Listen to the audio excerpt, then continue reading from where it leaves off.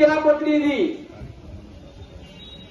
একজন হচ্ছে তারেক রহমান এবং তারেক আজিজ ভাইয়ের উপর চাঁপাইনবাবগঞ্জ শহরের প্রাণকেন্দ্র বান্দরখান মোড়ে তাদের উপর অতর্কিত হামলা হয়েছে।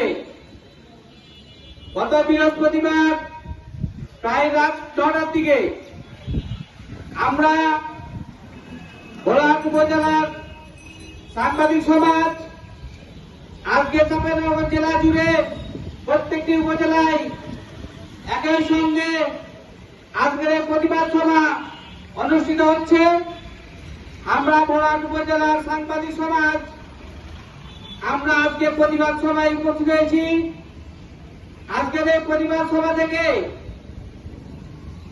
আমরা প্রতিবাদ জানাতে চাই, আমরা মফস্বলে সাংবাদিকতা করি কিন্তু আমাদের জীবনের নিরাপত্তাই থাকে না। তারই ধারাবাহিকতায় গত বৃহস্পতিবার রাতে আমাদের সিনিয়র সাংবাদিক 2 ভাইয়ের উপরে অতর্কিত হামলা হয়েছে। তারা গুরুতর আহত হয়ে চিকিৎসাধীন অবস্থায় রয়েছেন।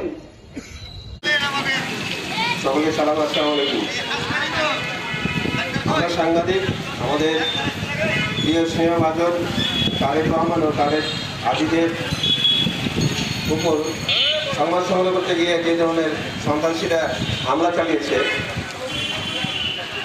তাদের বিরুদ্ধে যথাযথ আইনানুগ ব্যবস্থা গ্রহণ করবে পুলিশ প্রশাসন ও আইনের বিষয়ে যারা কাজ করে তারা। যে হামলাটা করেছে আমাদের 2 ভাইয়ের সহকর্মীর উপরে তীব্র প্রতিবাদ নিন্দা জানাচ্ছি। সেই সাথে তাদের যে হামলা যারা করেছে, হামলাকারী যারা আছে তাদের বিরুদ্ধে আইনানুগ ব্যবস্থা গ্রহণ করার জন্য বিশেষভাবে অনুরোধ করছি। আজকের সবার সহকর্মী চাচ্ছি। আসসালামু আলাইকুম। ধন্যবাদ।